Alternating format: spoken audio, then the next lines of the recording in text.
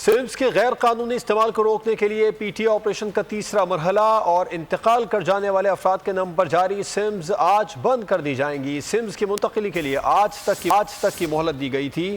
P T A کے مطابق 2017 سے پہلے زائد المیعاد شناختی کارڈز پر جاری سمز بند کی جا چکی ہیں۔ اب تک منسوخ شدہ یا جعلی شناختی کارڈز پر جاری تقریباً 70,000 سمز بھی بلاک کی گئی ہیں۔ ملک سعید اوان ہمارے ساتھ موجود ہیں، ان سے بات کریں گے۔ بتائیے گا کیا فیصلہ ہوا ملک سعید اوان؟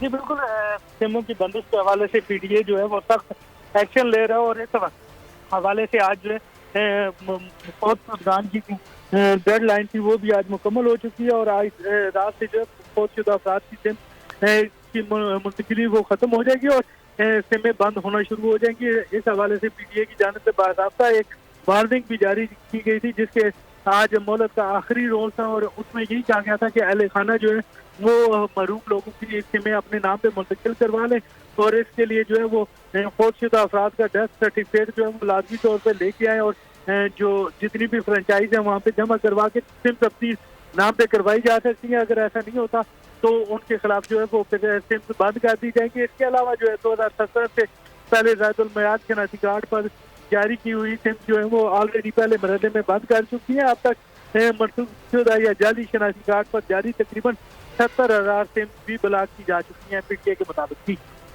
آپ کا شکریہ ملک سعید اوان تفصیلات کے لیے۔ سبسکرائب کریں اور بیل دبائیں تاکہ کوئی خبر رہ نہ جائے۔